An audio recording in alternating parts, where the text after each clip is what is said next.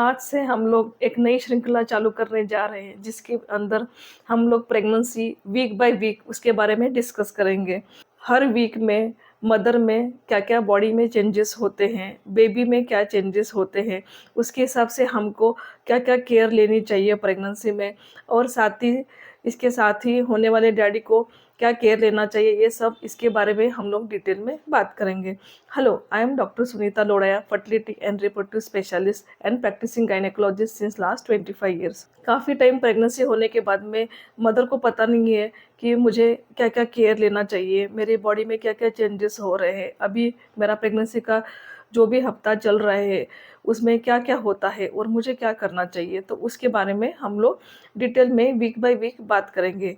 आज इस वीडियो में हम लोग प्रेगनेंसी के पहले 2 हफ्ते मतलब फर्स्ट 2 वीक्स ऑफ प्रेगनेंसी उसके बारे में बात करेंगे।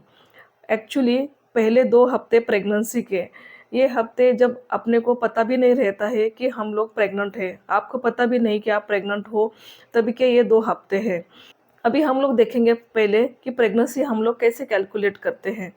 प्रेगनेंसी का पूरा पीरियड 9 मंथ्स 7 डेज़ होता है। अगर हम ये दिन में काउंट करो तो ये 280 डेज़ इतना होता है। अगर हम उसको वीक में काउंट करते हैं तो ये 40 वीक्स तक होता है।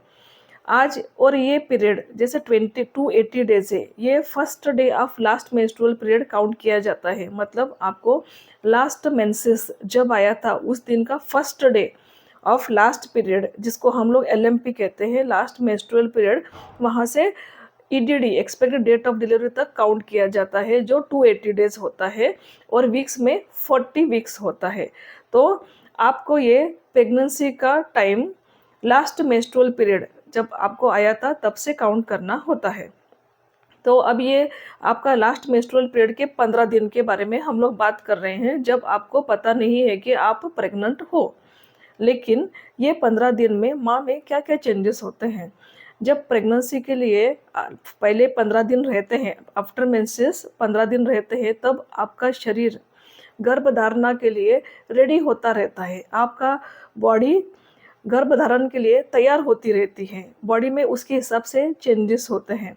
पहली बात, ओवरी में जब फर्स्ट 14 डेज़ होता है आफ्टर मेंसेस, एग बनना, अंडा एग बनना चालू हो जाता है, जिसकी ग्रोथ डे बाय डे होती रहती है और वो धीरे धीरे बढ़ता जाता है।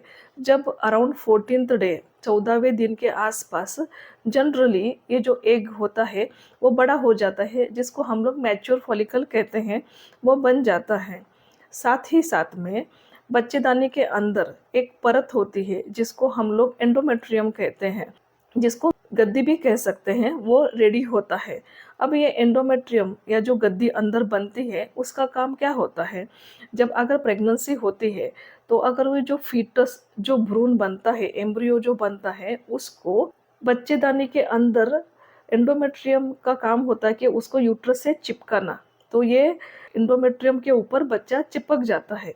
दूसरी बात, एंडोमेट्रियम के जरिए से बच्चा को ब्लड फ्लो मिलता है, न्यूट्रिशन मिलता है और प्रेगनेंसी के लिए बच्चे की ग्रोथ होने के लिए जो न्यूट्रिएंट्स चाहिए वो सब सप्लाई करने का काम होता है। तो ये जो गद्दी है एंडोमेट्रियम, ये पहले 15 दिन में रेडी होना चालू हो जाता है। अभी हम लोग देखेंगे कि हमारा ओव्यूलेशन कब एक्सपेक्टेड है।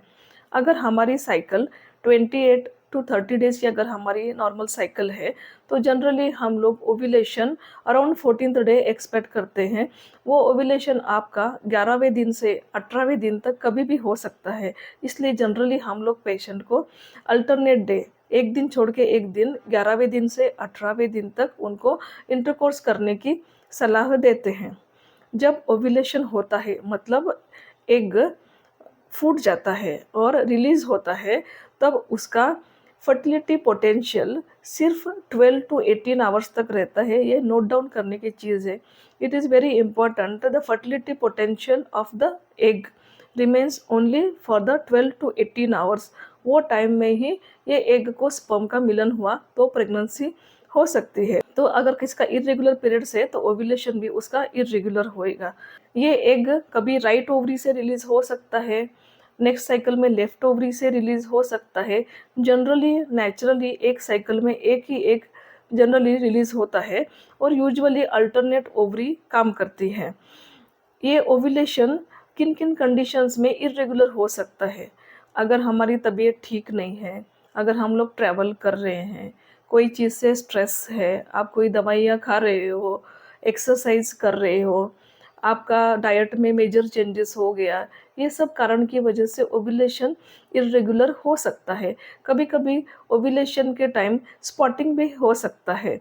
अभी हम लोग देखेंगे कि बेबी में क्या-क्या चेंजेस होते हैं, मतलब बनने वाली फीटस में क्या-क्या चेंजेस होते हैं इस दौरान।